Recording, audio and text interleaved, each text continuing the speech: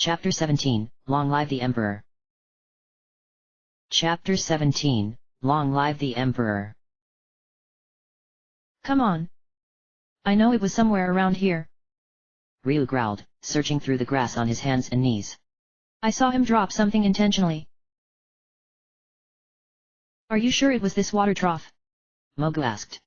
I've never seen this guy myself, but if what you told me about him is right, his clothes alone could distract you. Maybe one of the pigs ate it. Ox suggested. They do come down here to drink, you know. And we have no idea how big this thing is. Ox, we don't have any idea what this thing is. Bo reminded him. But our fearless leader here's been winning big on his hunches recently, so if he says this thing that cloaked waiter dropped is probably important. We look. Got it. Nina crowed, raising something. It was a small metal card. The most obvious feature was a drawing of Ryu's face on it with blonde hair. Next to the portrait were words identifying him as Acer Ray, a knight of the Dark Dragon Empire. Nobody seemed able to make any sense of it. What is this crap? Karn finally demanded. Dee smiled. It's some kind of pass, of course. An ID identification. Our friend has supplied us with a method of getting into Skendo without anybody knowing it's us.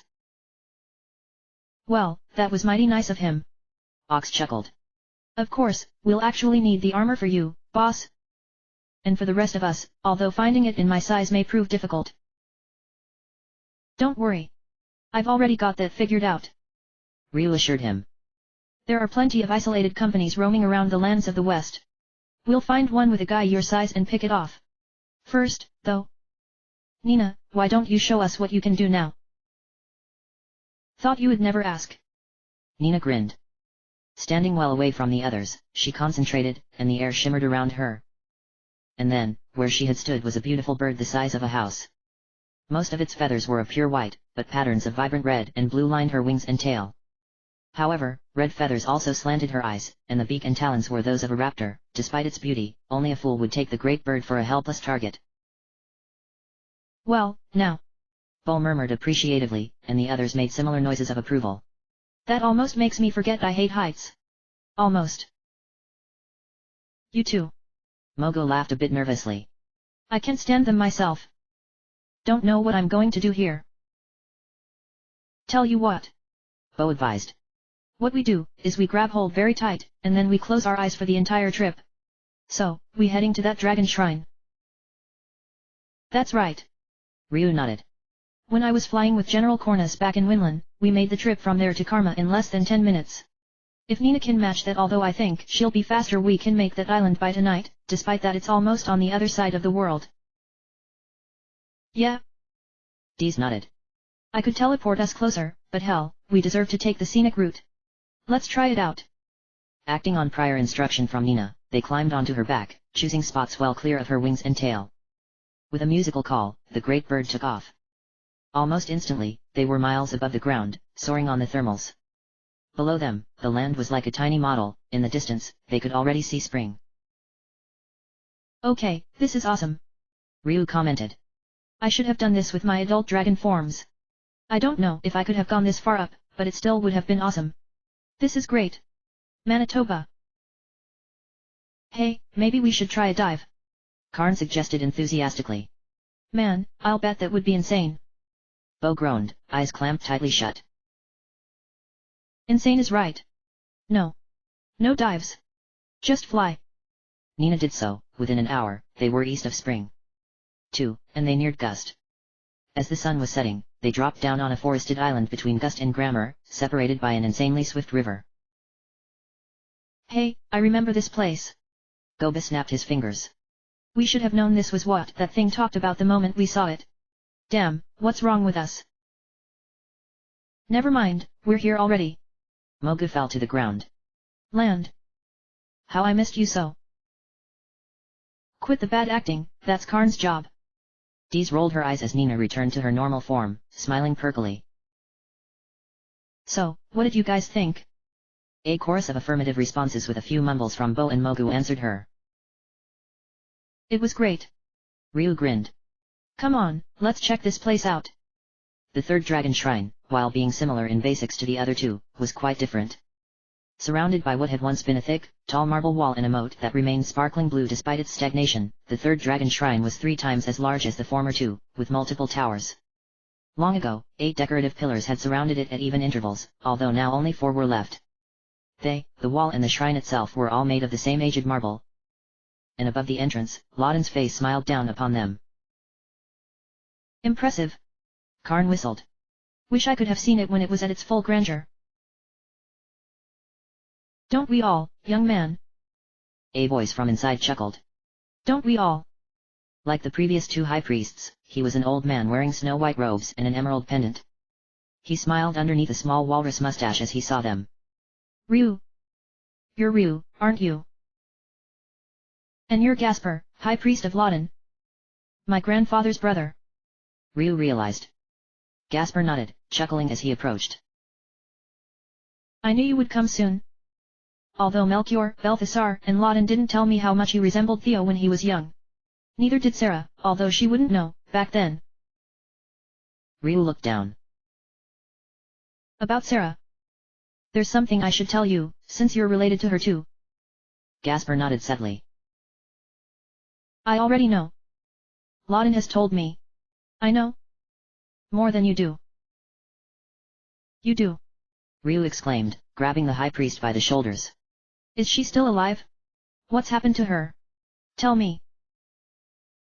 I'm sorry, Ryu. But you know I can't do that. Gasper admitted. You'll have to wait until you enter Skanda to find out yourself. That won't be long now, if you're here. Are you prepared? I am. We are. Ryu nodded grimly. This is the last thing. Once I complete the pilgrimage here, we assault Skanda. It's time to put an end to the Dark Dragon Empire's mad dreams, once and for all. Each and every one of us is totally committed to seeing this come to pass. I am committed to this. Take me to the trial, great uncle. I'm ready for it here and now. As you wish.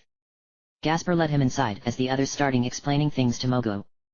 The interior of the dragon shrine was different from the others as well. After the entrance hall, it was only one large room. A spring of life was in one corner, and some stairs to a second floor in another. And at the back, on the familiar raised level, was the spirit of Loden. Ryu. Loden greeted him. So you have come here, to the third stage of the pilgrimage, to unlock your true dragon form. It'll probably be necessary. Ryu nodded. I don't get exhausted after reverting from adult dragon form anymore. Well, I was after Moat, but that was from doing a double-header of nasty fortresses. And I was fine after Cyril. So I'm ready for the next level. That you are. Loden nodded in approval. Very few have made it this far, and fewer still conquered this step. Ryu blinked. Hey. But I've seen plenty of dark dragon grunts transform. Most of them are only using a second stage form. Gasper explained. Differences between the light and dark dragons. Where you receive the gold dragon, they learn a black dragon. Most of them are content with that, doubtless not wishing to risk their lives on a third battle. Only a few attempt this step and pass, becoming priests. I had forgotten that you get that title from passing this step. Ryu scratched the back of his head. Now that I think about it. The priests in all the temples of the West would be dark dragons, wouldn't they? They are, yes. Loden agreed. Ryu chuckled darkly. Heh. Just as well I didn't know it at the start. Back when I first came to Gust, I still hated dark dragons unquestioningly. Now. Well, I shouldn't really say anything that might turn out to be a lie when I actually enter Skanda. Shall we get on with the trial, then? We shall. Gasper raised a hand. Come, Avian. The back of the temple emitted a strange, thick mist.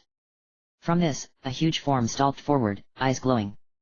It was a huge land bird, reminiscent of the grim fowl, its feathers various shades of blue. Seeing Nina in her great bird form for the first time recently only made the monster seem more horrifying by comparison. This avian was a bird of only one purpose. Screeching, it stood still and lunged its head alone forward. The neck shot out, extending grotesquely, and the beak dug into Ryu's shoulder. Yelling, he hacked at it brutally with his sword, and the bird grudgingly retracted its head. It tried again for his other shoulder, with a similar effect. Stopping, Avian pondered the situation, turning its head on one side in a gross parody of logical thought. Deciding, it bent forward again, but did not extend its neck. Instead, its beak opened, lower jaw stretching like the neck, and a huge fireball flew out. Ryu, caught by surprise, took it in his arm, which immediately caught fire. Ah! Oh, that still hurts. Yelling, he beat it against the floor. Avian seemed to smirk as it fired again. Ryu barely managed to avoid this one as he pulled out another weapon, growling. His boomerang. You're not the only one with a long-range attack, pal. He threw it, and the wooden projectile smacked Avian right in the side of the head before returning. Furious, the demon bird increased its rate of fire, but Ryu continued the boomerang assault as well. Immediately following a fireball, Avian switched tactics back, neck extending once more as his beak snapped for Ryu's head. And met nothing. It had time for one brief flicker of surprise before the light dragon's sword cut through its extended neck, severing the head. With one last caw of disbelief, the head fell silent, and the body pitched forward, lifeless. Wiping his sword on its feathers, Ryu turned to his observers, smiling. Does that satisfy the requirements? More or less? Gasper nodded. You pass, Ryu. Your pilgrimage is complete. The true light dragon form is now yours. Lawton nodded as well. So it was written. Let it be so. As he spoke, Ryu began changing. Growing. Already, he was larger than even the adult dragon forms. And then the other changes began. Scales, tougher than armor, rippling down and overlapping his entire body, the color of the sun. Thick, powerful arms and legs, partially human-like but so much stronger, with fingers ending in wicked claws. An incredibly long, thrashing tail with a line of deadly spines straight down the center atop it. 2 huge bat-like wings, spanning 15 feet.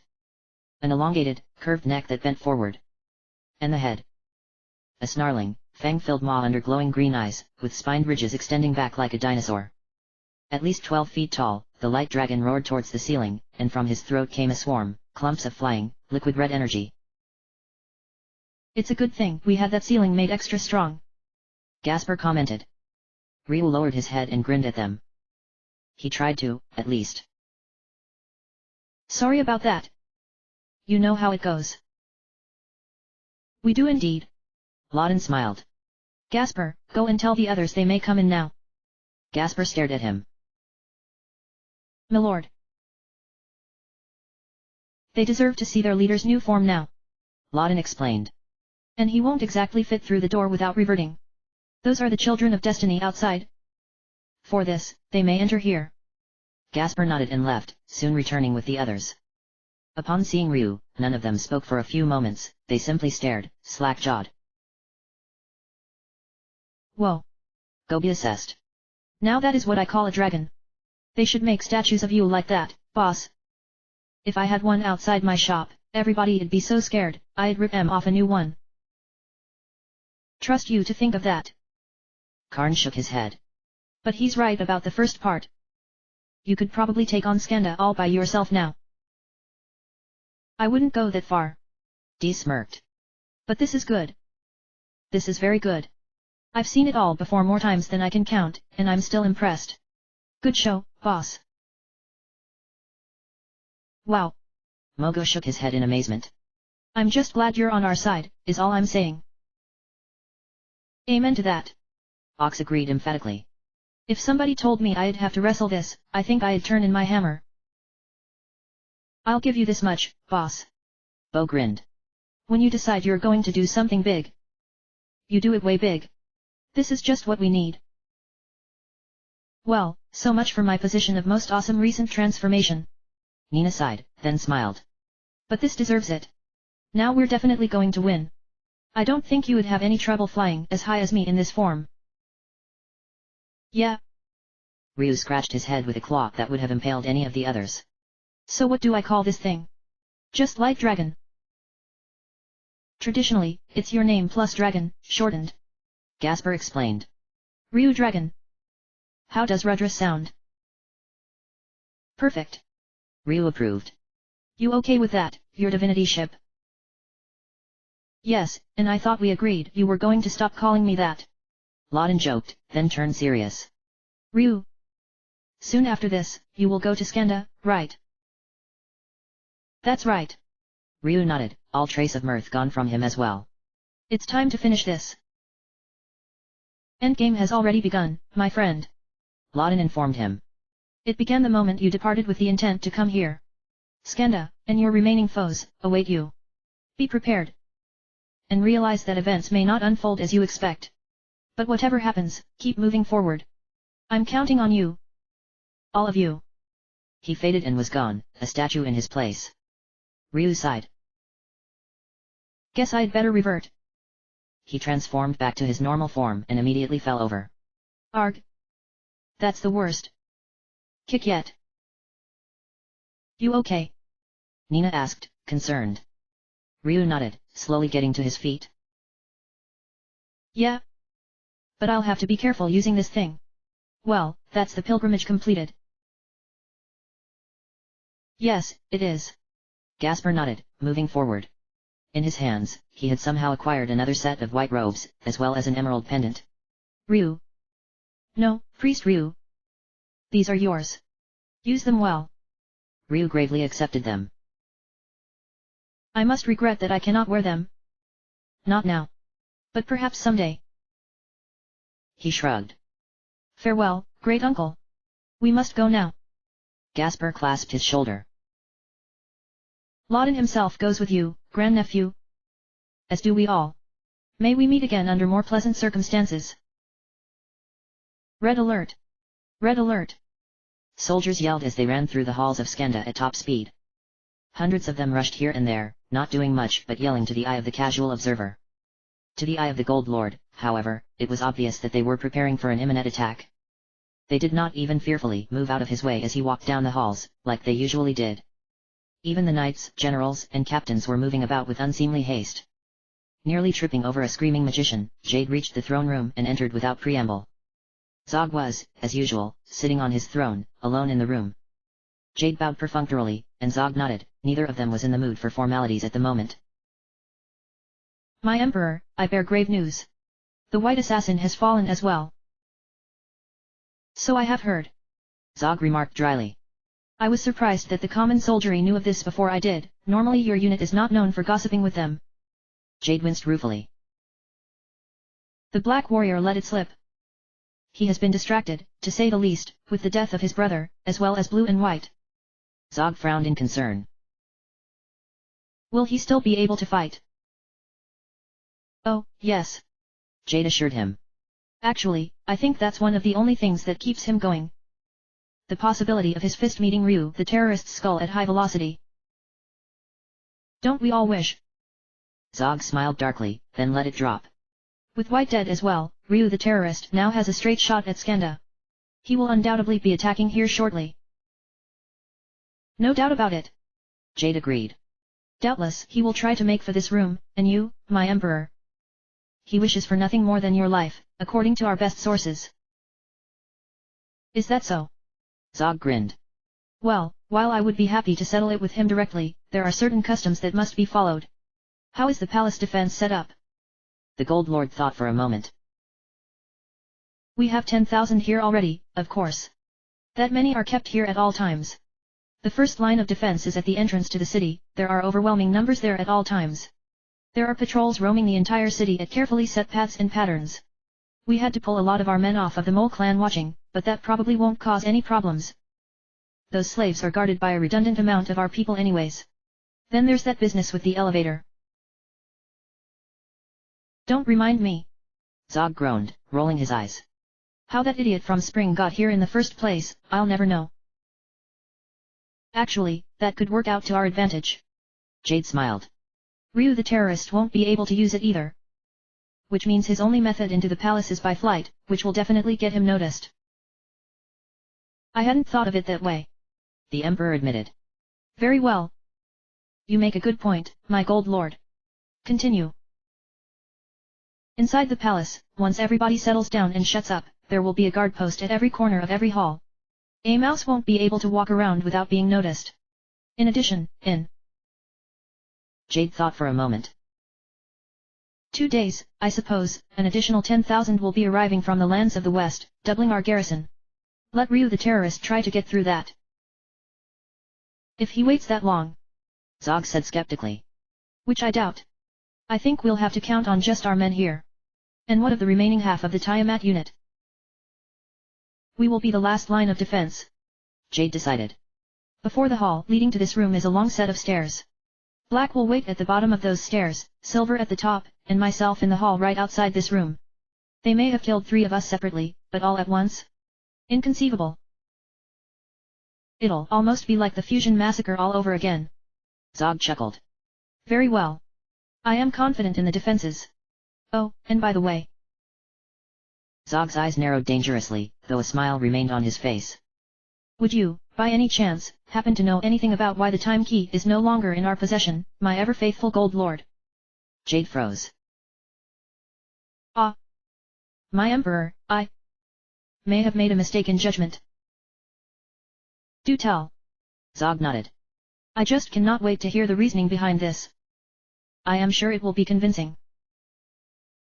White required it for a successful campaign against Ryu the terrorist. Jade explained hastily. Talk, where it was designed to be used, was in the territory of the confrontation. Since they had already killed Blue and Red, she reasoned that she wouldn't have much of a chance without it. And I agreed with her. But you knew I would never agree with you taking the time key. Zog finished. So you had her steal it. And then she was killed as well, and Ryu acquired that key from us as well. 6-1 now. Jade lowered himself onto a knee. My Emperor. I was wrong. Forgive me. Relax, my Gold Lord. Zog waved at him to rise. Ryu the terrorist is coming here, is he not? Soon, the time key will be returned to us, along with the 5 others needed to release the goddess Miria. And then, the world will be ours, and we shall regain what we lost long ago. He smiled. However, do try not to make a habit of these things, I trust you more than any other, my faithful Gold Lord. And I would hate to have to change that. No need, my Emperor. Jade assured him. Now and forever, I am your servant. By your leave. Zog nodded. Dismissed. Inform your unit, if you have not already. We don't have much time left. Jade departed, shaking. However, as soon as he had left Zog's throne room, he regained his calm. From the shadows, 2 figures stepped up and joined him silently on either side. One a mighty giant with blood-red skin, the other wrapped in grey robes from head to toe. So, how did it go? Silver asked. Jade shrugged. As we expected. It was close for a moment, but I passed. And did you tell him that White was dead? Goda demanded. Jade shot him a look. For all intents and purposes, White is dead, Black. That pitiful remnant is not one of us. She is no business of ours. There's no need to complicate anybody else's judgment of the matter with the details. We know the truth, and Ryu knows. That is enough. Very well, then. Silver inclined her head briefly. Then. Are we ready? Almost. Jade smiled. But the endgame has begun. It's only a matter of time now. The Emperor is ready, and that should inspire us, should it not? He began laughing, long and loud. After a moment, Silver joined him, and then Goda did as well. Their combined laughter echoed through the halls of the palace, and even in their panicked state, not a soldier could suppress a shiver, and the few who had been present at the Fusion Clan massacre were worse. They knew, firsthand, what that laughter could mean. The city of Skenda, heart of the Dark Dragon Empire, was structured unlike any other city in the world. The entire city was a single, vast structure, made of blue and silver metal. Surrounded by 2 50-foot walls, a ring of mountains and the Red Swamp, it was virtually impregnable to direct assault. Inside all of that was the city itself.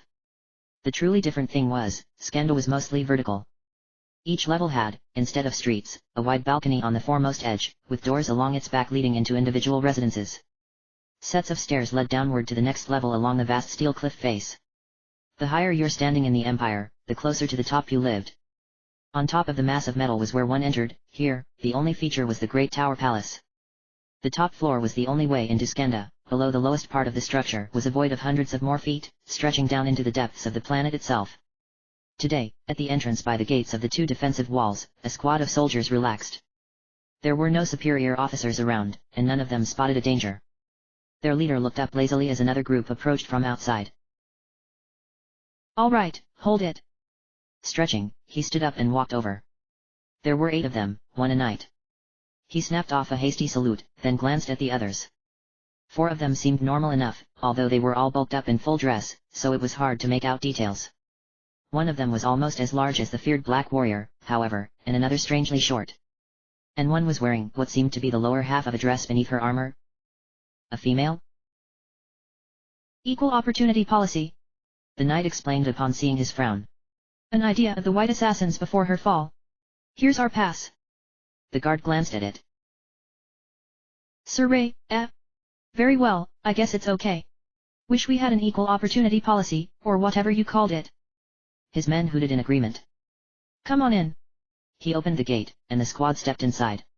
Haven't seen you around here before, sir. Been on border patrol for most of your career. You could say that. Sir Ray nodded. You're right, though, I haven't been in Skanda often. Listen, friend, I need a favor. We'd like to spend some time here taking a break. Could you tell a buddy a good place to get a drink or 10? The soldier grinned, who said officers were all jerks. Got just the place, sir. 3rd level, 5th door on your right. Place called the Swamp Dragon. Tell em you're a friend of Johnny's. Thanks, Johnny. Sir Ray tipped his helmet.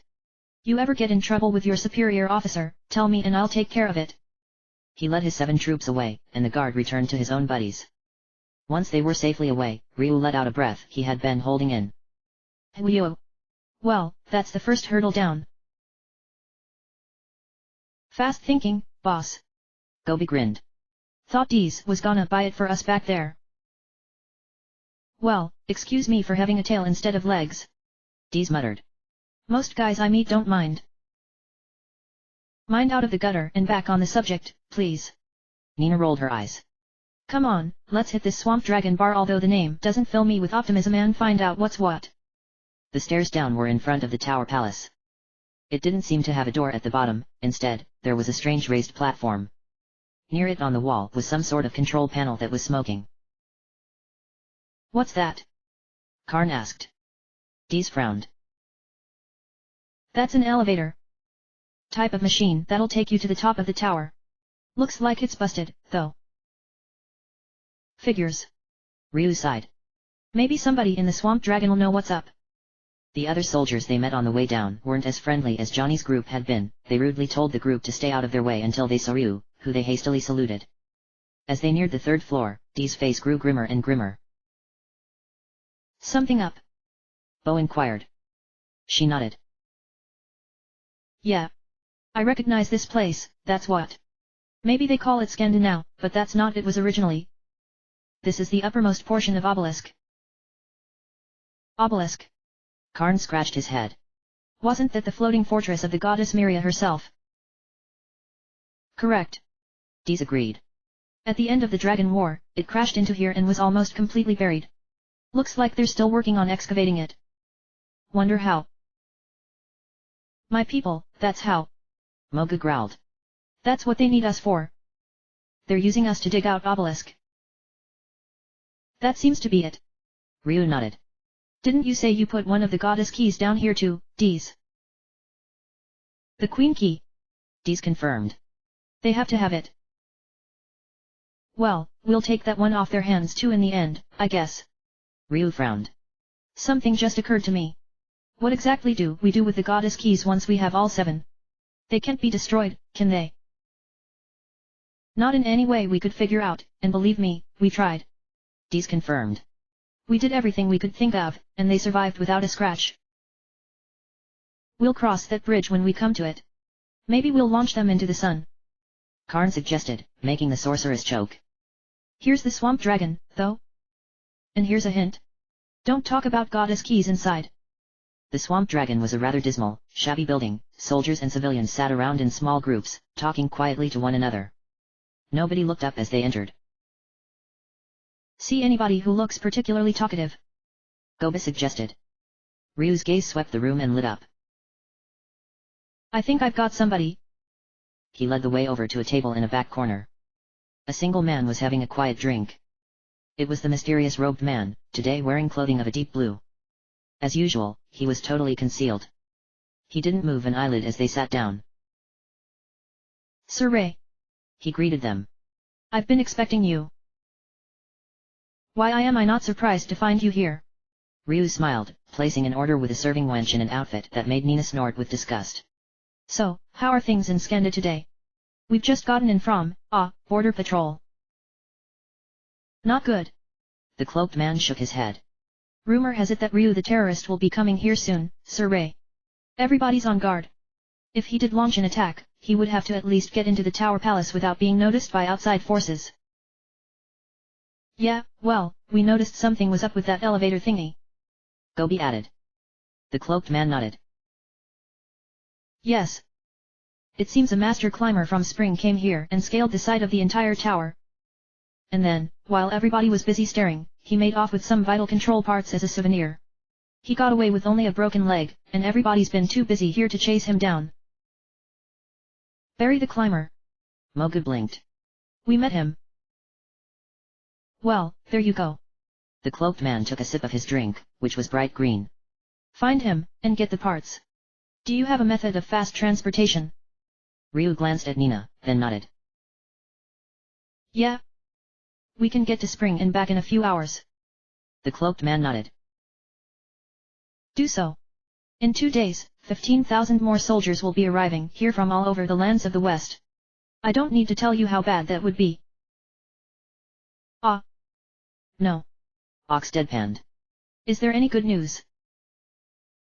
Actually, there is. The cloaked man seemed to smile beneath his hood. The mole clanners have escaped. Mogu spit out his drink. What? Escaped? Seems so. The cloaked man nodded. I don't know the details, but apparently, some sympathizer who's high up in the ranks sneaked in, set them free and got them to a place where they could dig to safety. Emperor Zog is not happy. If Ryu the terrorist fails, he'll probably do some very nasty things up in grammar. We'll just have to make sure that doesn't happen then, won't we? Ox chuckled darkly. The cloaked man finished his drink and stood up. You're closed now. The only thing left for you to do is get up that tower. Find this Barry the climber of yours fast. Good luck. Standing, he paid his bill and left. Ryu and his friends waited a bit, then did the same. A different set of guards at the entrance to Skanda let them out. Once they were out of eyesight, Nina became the great bird and flew them to Spring. As they entered, a few people began muttering darkly. Ryu frowned. What's? Oh. They removed their helmets, and the people smiled, recognizing them. At Barry's, his wife met them. Oh, hello Ryu. I thought you had gone to Skanda. We did. Ryu explained. Is Barry here? We need to ask him something. He's inside. Barry's wife showed them to their bed, where the climber was relaxing, his leg in a cast. Oh, hey guys. Barry waved. What's up? We heard you climbed the Skanda Tower recently. Gobi grinned. Pretty cool. Thanks. Barry winced. Unfortunately, this happened while I was leaving. That's why we're here. Ryu admitted. We heard about how you took the parts from the elevator. I hate to say this, but could we have them? We need to use it. Of course. You know I owe you guys big. Barry assured them. His wife produced a tangle of electronic wiring and mechanisms. There you go. Although I don't know how the thing works myself. We'll figure it out. Karn grinned. Well, we gotta be going. Sorry, but we're kinda on a tight time limit. I understand. Barry nodded. Come back here sometime after you've whooped Zog, though. Spring is great all year round. We will. Ryu promised. They raced back to Skanda as fast as Nina could take them. Fortunately, the great bird was built for distance, and she wasn't exhausted. They got back in with little trouble, and made for the tower. Okay, now what? Nina asked the obvious question once they arrived. Do you? The sorceress shook her head emphatically. Nuh-uh. I know what they are, I've got no clue how they work. Leave this to me. The cloaked man seemed to materialize out of a shadowy corner. He had changed colors again, now, he was in a dark, almost black-violet. I know how to fix the elevator. Do you now? Ryu handed him the parts. Listen, friend. I admit, I appreciate all the help you've given us, But who the heck are you, anyways? Ah. So you're wondering about that, now. The cloaked man didn't seem surprised. I can't give you a straight answer. Not right now. Let's say somebody who wants the same thing as you. I want Emperor Zog dead. And you guys are the best way of making that happen. Did Zog do something to you? Bo asked. The cloaked man chuckled. Something like that. It's not, shall we say, safe for anybody to know my identity now. Once Zog's dead, I'll explain everything. For now, though, I'll fix the elevator for you. You made it back here in excellent time. Congratulations. He looked at the parts. This could be a problem. You just said you could fix them. Mogu protested. The cloaked man nodded. And so I shall. However, with them like this, it will take a while. About a day. Ryu sighed. Great. Well, just hurry it up then. If you can make it in that time, we can be up there before those reinforcements arrive, but not by much. So we just sit back for the day. Ox frowned. There's got to be something we can do to help. The cloaked man started to respond, then stopped, thinking. Well. There is a possibility. With your speed of transport. How fast could you get to Tunlin and back? About half a day total. Nina answered. Why? There's something there. The man rummaged in his cloak and pulled out a bottle with a cork in its top. This is specially made. It can store sounds music, in particular, and play it later. There's a song in Tunlin you want us to get. Karn guessed. The man nodded. For your own aid. The song is called Dragon's Bane. Ryu hissed. You've heard of it, I see. Hearing it will cause great pain and severely weaken any member of the Dragon Clan. Light or dark. I get it. Bo's eyes narrowed. You think we might need this to beat Zog? Zog is emperor for a reason. The cloaked man turned to the control panel.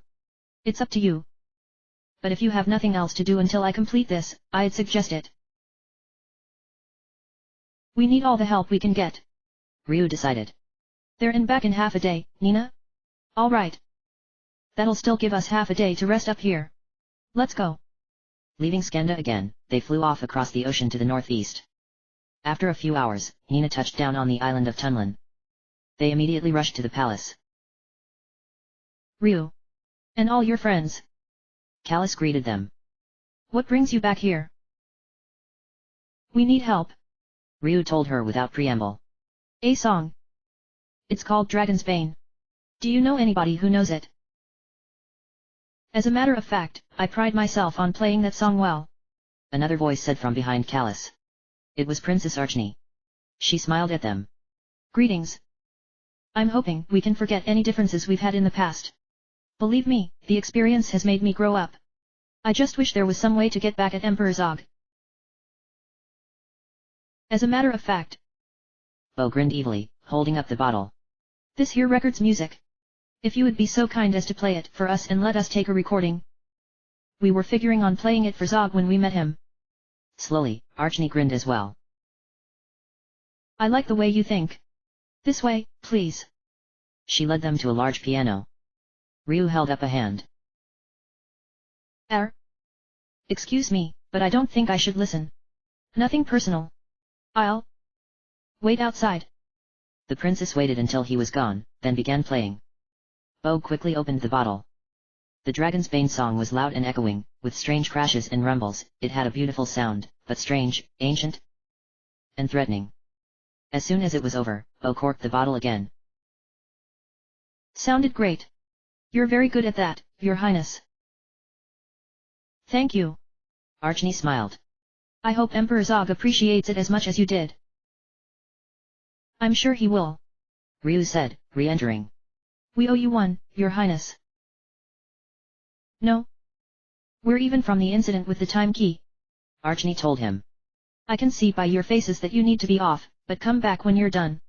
Tunlin will always be open to you. Promising again to return someday, the group took off once more. Back at Skenda, the cloaked man was hard at work. Did you get it? He glanced at Ryu, who nodded. Good. There's an inn on the second level. First door on your left. Get some rest. You'll likely need it. And be ready. There's no turning back now. Excuse me, sir. The innkeeper knocked on Ryu's door. A man asked that I take a message to you. He says everything's ready. A moment later, Ryu opened the door, face grim. Thank you. He roused the others, and they paid their bill, then walked towards the elevator. It was completely repaired. Dees did something with the control panel, and the doors of the lift opened. Silently, they crowded onto the elevator and waited as it started to rise. Up and up they went, towards the top of the tower, shucking off their disguises as they went. And then, they waited. The lift went higher and higher, as each thought to themselves. Ryu looked at their faces, one by one. Nina, older but still the princess he had met long ago, with hope for the future beau, reliable and resolute, determination stamped on his wolfish features. Karn, changed by his encounters with Cyril but still excited and resolved. Gobet, his true thoughts inscrutable but his grin as cocky as ever. Ox, simultaneously showing quiet anger and worry. Dees, calm and confident, perhaps remembering a similar adventure long ago. Mogo, cautious as always, but ready for anything and on his own. Reassurance. Trust, in all of them. None of them spoke, none of them needed to. They turned towards the tower. As the lift arrived at the top with a ding, the doors opened. Scattered across the lobby, dark dragon soldiers turned at the noise, and stared, motionless. The heroes looked back, and then Gobi shrugged, dropping a bomb he had bought at a shop in Skanda onto his foot, then kicking it into the largest cluster of soldiers. The explosion was like a starting bell. The heroes took off, blasting towards the doorway as one united mass.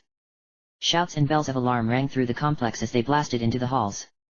Ox, Ryu, Mogo, and Nina were in front, pounding and hacking and gouging and slashing anything in their path like some mighty engine of destruction. The Wing Clan princess surprised them all. She no longer darted in and out for quick thrusts, but ripped soldiers across their entire bodies with blisteringly fast horizontal swipes. In the center of the mass, Bo and Dees rained destructive spells and deadly arrows over their heads, and behind them, Gobi and Karn guarded the rear, impaling and disemboweling any pursuers who came too near. Reluctant common soldiers, shocked knights, screaming generals, furious captains, all of them were mowed down as the heroes ripped through the tower palace. Behind them, Bard-gated shot up from the floor, trying to cut them off but always too slow. When one would occasionally catch up and rise in front of them, Ox and Dees would batter and blast it down immediately. They passed a break room full of startled guards, a giant fountain bursting with water of life, a weapons storage room, packed full of instruments of war. Ryu searched frantically for anything resembling a prison, but there was nothing. No sign of Sarah. Now the worst defenses were being mobilized, and horrible monsters were released into their path. Disembodied suits of armor with no life inside. Huge, green crabs similar to the final form of Admiral Scene. All went down. Finally, the heroes reached a long hall filled with decorative pillars. We're near the throne room, if the layout's similar to what Obelisk used to be.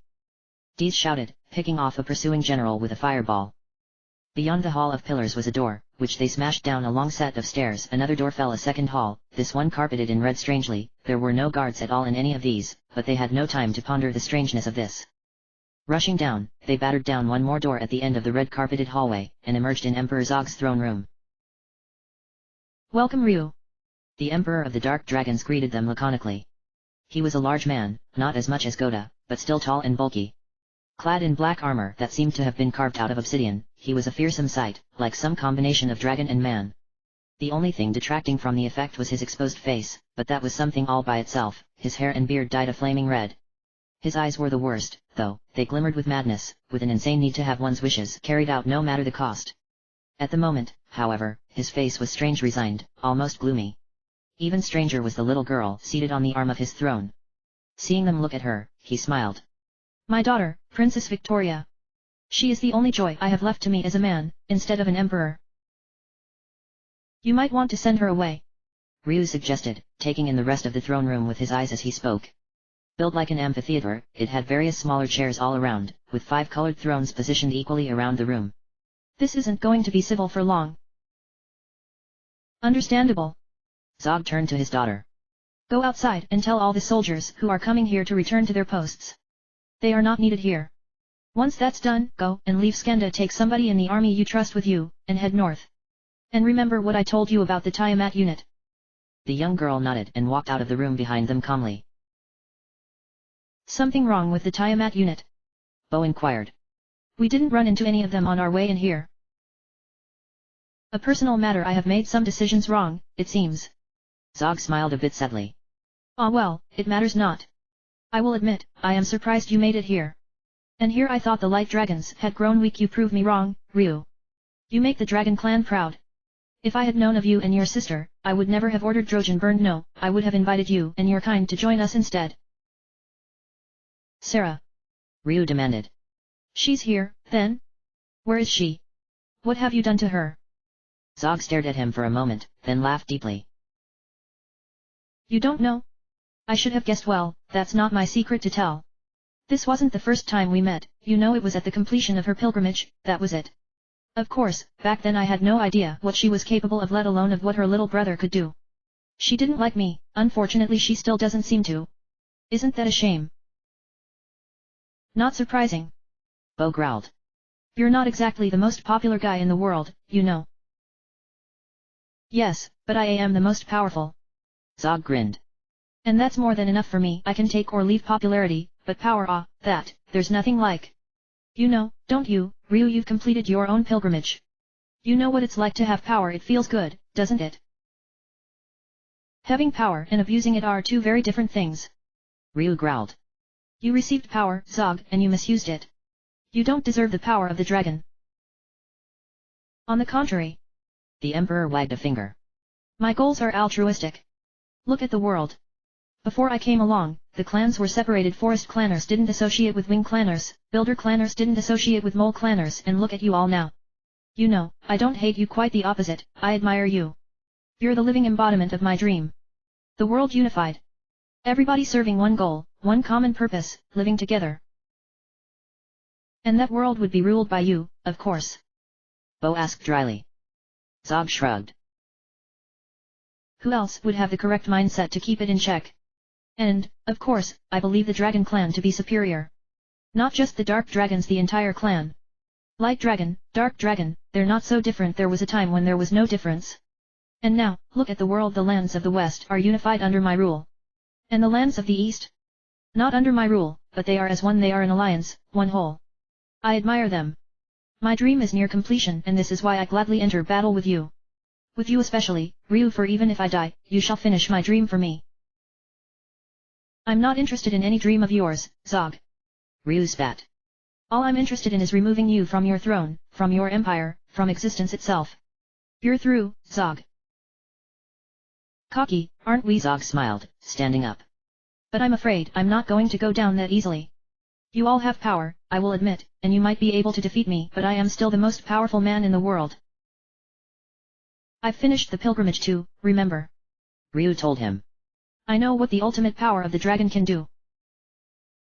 Ryu, if you're going to be the mightiest light dragon in the world, you must remember the basics. Zog grinned, and his teeth began sharpening and lengthening. Every dragon clanner's final, true form is different. Allow me to show you the difference between that of a hero and that of an emperor. Roaring, he leapt into the air, and grew and grew and grew and grew. Everybody stared, as the Emperor of the Dark Dragons became too large for the room to hold. His body burst through the back wall of the throne room, into the night sky outside. As he continued shifting, he wrapped his body around the palace tower, digging into it with claws and tail. They could not see him for a moment, and then he plunged his head back inside on an insanely long neck. It was all that would fit. The Dark Dragon Emperor was literally measured in miles.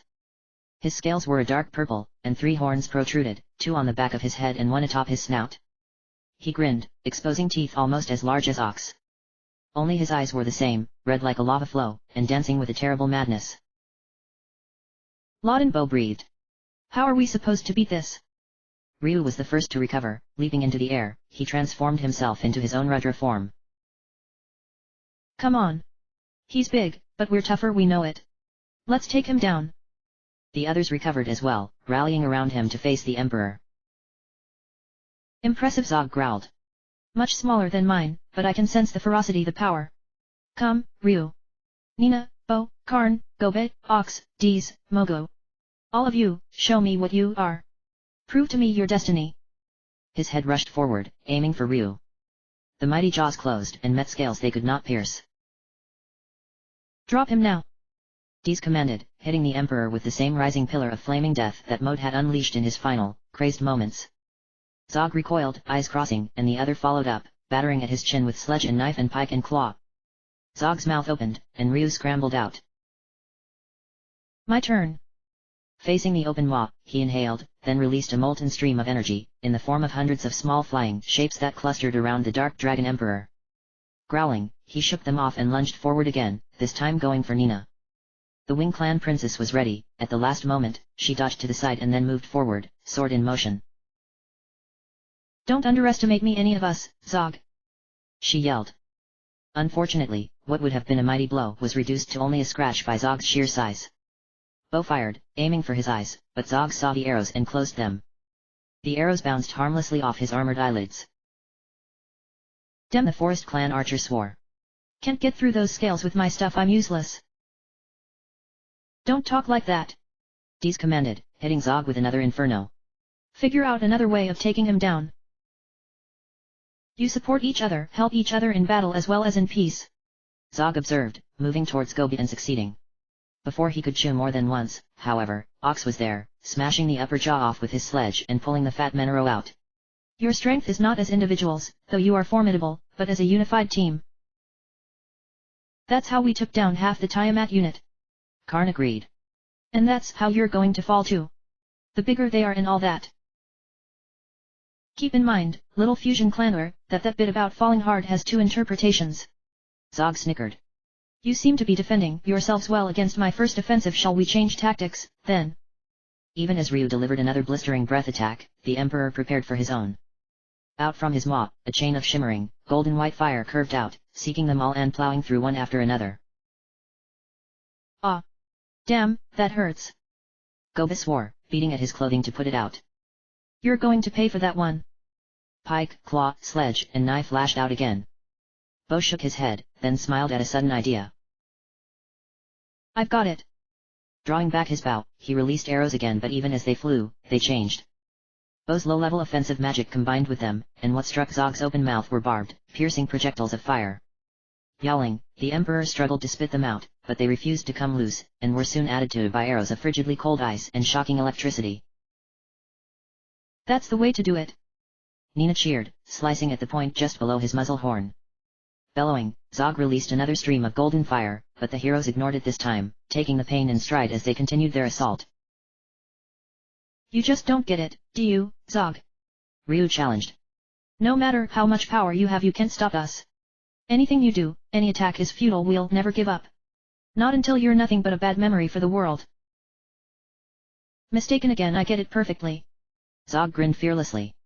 You forget, I have spent more time than any other man with some who are much like you, my Tiamat unit. I recognize my own greatest mistake with them, a mistake that none of you make. But as they say, the spirit may be willing, but the flesh remains mortal. He inhaled deeply, and then released his breath, but it was not the golden fire. It was a million times worse.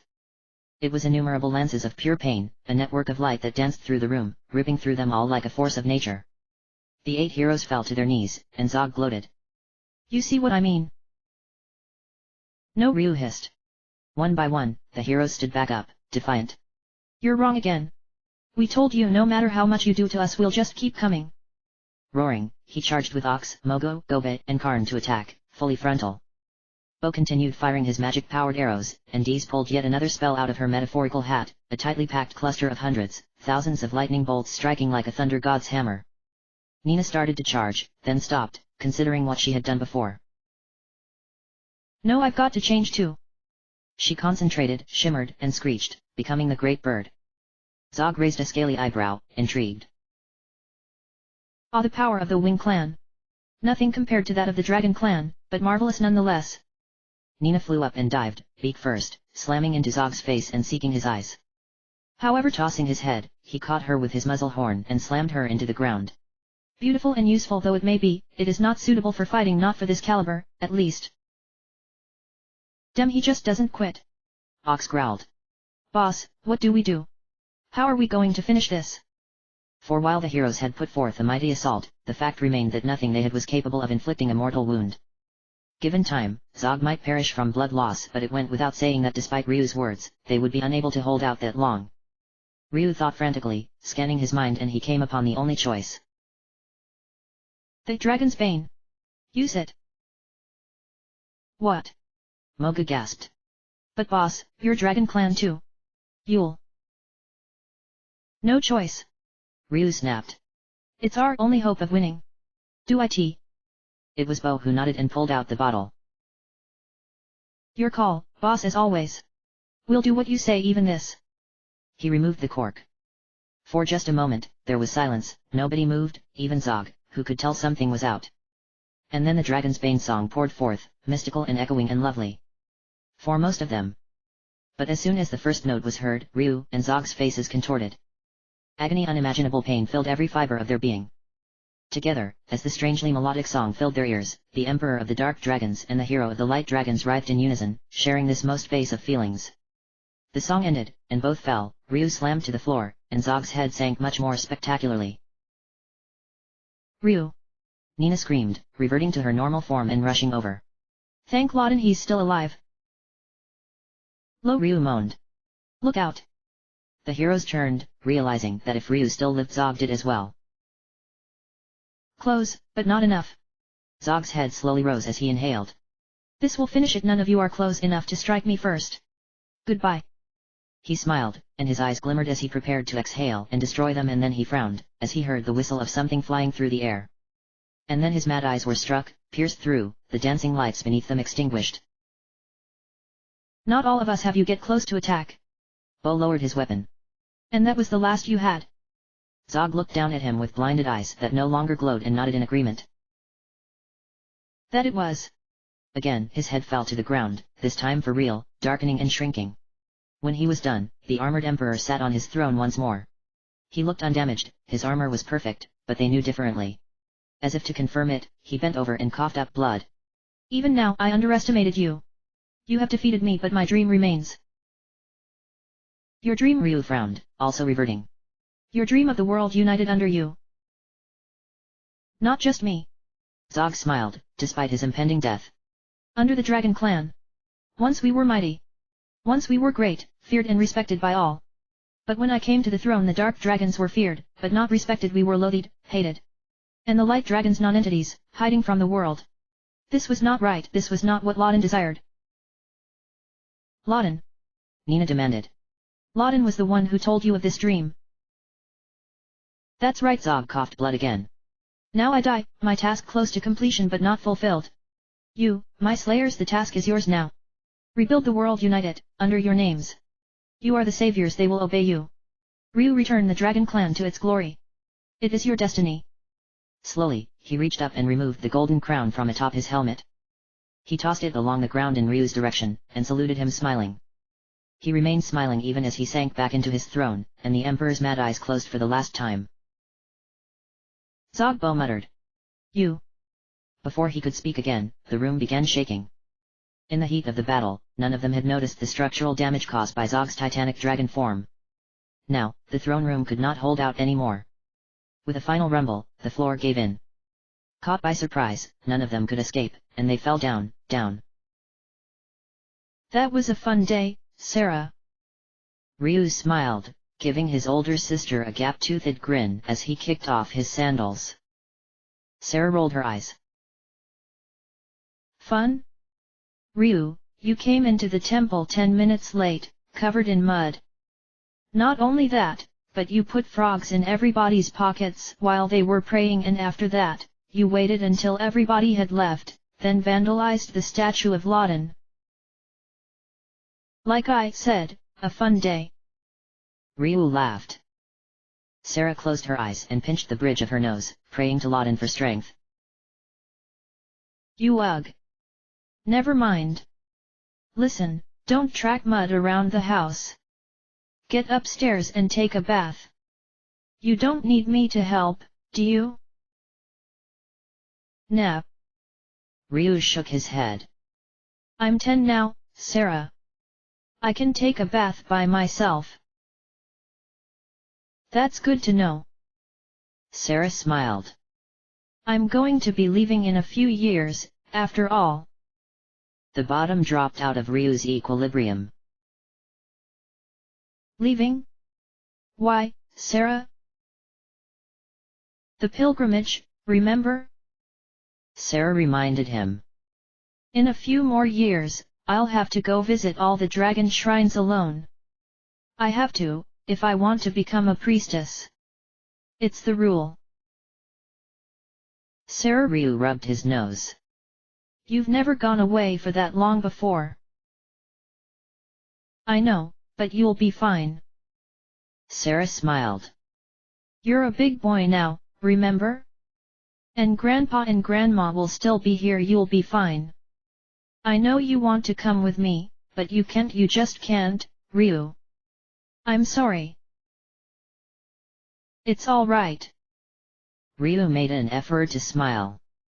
I'm tough, you know. But you will come back, won't you, Sarah?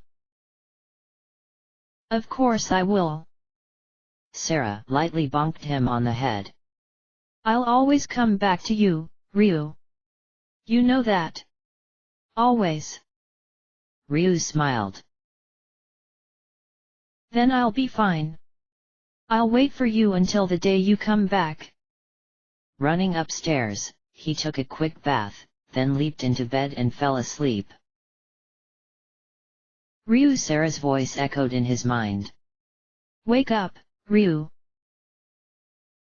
Oh. Ryu stirred. What is it, Sarah? Come on, Ryu. Wake up. Sarah's voice was the same as it had always been, calm and soothing. Ryu slowly opened his eyes. Sarah. And then, like a lightning bolt, it hit him. Sarah. He scrambled to his feet. He was in Skanda, and they had fallen. He looked around. They had landed in some kind of pit beneath the throne room, with perfectly smooth sides all the way around and no door. The others were all conscious already. Ryu. Nina smiled. Look who we found down here.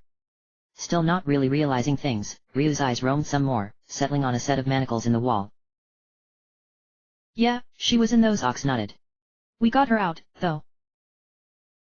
Ryu, I'm so glad, Sarah whispered, and the light dragon looked at her once more. Sarah, for everything she had gone through, looked surprisingly healthy. She was still wearing her white priestess robes, and her hair, as blue as his, flowed down her back. Ryu ran forward and embraced her. Sis, you're alive. I found you. I knew. Sarah hugged him. All the time they kept me locked down here. I knew you would come here. I knew you would find me. Sarah's told us the whole story. Nina explained.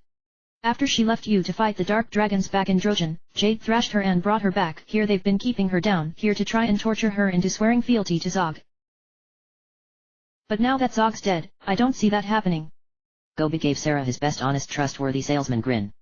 Put your mind at rest. You're back among friends now. Friends. Sarah looked at them all. Thank you, all of you, for helping Ryu.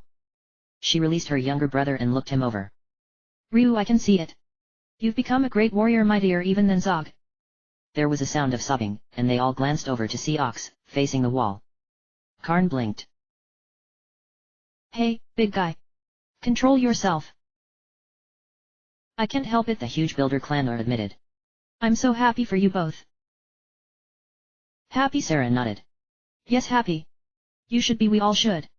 The world's been saved just like always. The next Ryu, little brother, you did it. Only one task remains. And that is? Bo asked. Sarah didn't answer at first. Instead, she turned away, towards the back of the cell. Moving aside a loose brick, she pulled something out. Everybody stared. It was a key of solid, glittering gold, its length filled with decorative spines and curls. At the top was a flat circle engraved with a green carving of a queenly woman. The Queen Key? Dees asked incredulously. Sarah nodded.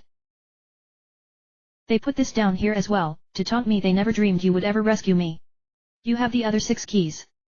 Ryu nodded. Good. We must destroy them now, so they may never be sought by those with evil hearts again. Destroy them. Moga blinked. You know a way? Dee said it was impossible. Nearly impossible, Sarah agreed. But I think I can do it. Down here, alone, I haven't had anything to do but practice my powers, those given to me by Loden, as a priestess. If I bathe all 7 keys in Loden's holy light, the strongest I can summon, together I may be able to override the power of Myria. Let me try, at least. It's worth a shot. Ryu agreed, digging into his pouch. Earth Key, King Key, Light Key, Dark Key, Sky Key, Time Key. One by one, he held them in his hands. You're the only one in the world aside from ourselves I trust with these, Sarah, remove them from existence. Everybody else smiled and nodded, but Nina frowned inwardly. Something was up. Something was wrong, something looked familiar, and then, too late, she realized. Ryu. No. The Wing Clan princess yelled, even as the keys fell into Sarah's hands. Instantly, she leaped back against the wall, and before anybody could move, a barrier of silver light sprang up between her and the heroes. Ha! Close, but no cigar. Too late, Wing Clan princess. Sarah laughed. But it was not the clear, happy laugh Ryu remembered. It was dark, malevolent. Before their stunned eyes, two figures appeared by her side. One, a tall, muscle-bound brute with blood-red skin, and the other, the mysterious cloaked man who had aided them, now wearing shimmering gold. And then, he threw the cloak off, revealing himself. White cape, blonde hair, triumphant smirk. It could only be one man, especially since they already recognized his companion, the Black Warrior. Jade. Bo hissed in fury. The Gold Lord. Sarah. Ryu whispered. What are you doing? Why are you? Sarah laughed again, mockingly. Don't you realize it yet, little brother? Your girlfriend did too late, but still faster than you. Does this help? Her white robes darkened to gray, and she pulled a hood up, and as a final touch, the six-headed dragon insignia appeared on the front of her robes, the same emblem that adorned Gota's and Jade's armor. Ryu's jaw hung open in horror, and his face widened. No. No. Yes. Sarah dropped the hood again. Sorry, little bro, but things change. I am Sarah, Silver Priestess of the Tiamat unit. We who have no past and no future salute you all. And thank you for the goddess keys. She turned to Jade. Here they are, Lord Jade, all 7, present and accounted for. You have done well, Silver. Jade smiled coldly, then turned to Ryu. Thanks, guys, I owe you one. Not only did you find all the keys for me, you got rid of Zog. Karn's eyes were flat with rage. That's why you were helping us. All those times. Just moving us forward to take out Zog for you. Of course. Jade laughed. Like I told you, I wanted Zog dead. I never said why, did I? He sighed, and for a moment, he actually looked regretful. It wasn't easy. Zog was my oldest friend, ever since we were children. But he stood in the way of fate, of destiny. His mad dreams were unfit for summoning Miria. And so, he had to be removed from the picture. There were other reasons, too, but those are none of your business. Once that happened, all we had to do was get the keys from you, a task uniquely suited to our newest and last member of the Tiamat unit. Your sister, Ryu. Ryu shook his head. But Sarah? How? Why would you? Like the girl said, people change. Jade reminded him. Sarah's on my side now, Ryu, isn't that right? I am the Silver Priestess now. Sarah said simply. That is all. Once, I may have been something. Somebody else. For a brief moment, her face softened, but then it was gone. But the past is dead now. Sarah of Drojan is long dead, brother. Now. I am your enemy. That's my girl. Jade nodded. You see? Complete trust and servitude to me, like all of my unit. Face facts, Ryu, she's one of us now, and you can't do a thing about it. No, Ryu crumpled to the floor. Sarah, no. Pull yourself together, Ryu. Jade warned him, still smiling. After all, if you're a broken down mess, you won't be able to stop us, will you? All 3 of us. The game isn't over. There's still a few parts left to play. We should leave. Sarah suggested. She looked at Ryu. We're going to Agua, little brother. It's time to release the goddess Miria. We'll leave you here. If you're inventive enough, you'll find a way out. But be warned, don't come chasing us until you've come to terms with what I am now. Next time I won't hold back on you. There was a rumbling from above, and a few more pieces of floor fell down, followed by something much heavier, Emperor Zog's dead body. Sarah caught it easily and held it in her arms, despite its weight. Jade held out his own hand, and a moment later, something landed there as well. The crown. Mustn't forget this, we'll need it. See you all at the end of the world. As one, the 3 remaining members of the Tiamat unit disappeared. The barrier of light Sarah had projected vanished as well, and the heroes were alone in the pit. They looked towards Ryu, horror and anger and sadness mixing on their faces. But on Ryu's face, as he crouched silently on the floor, there was no emotion.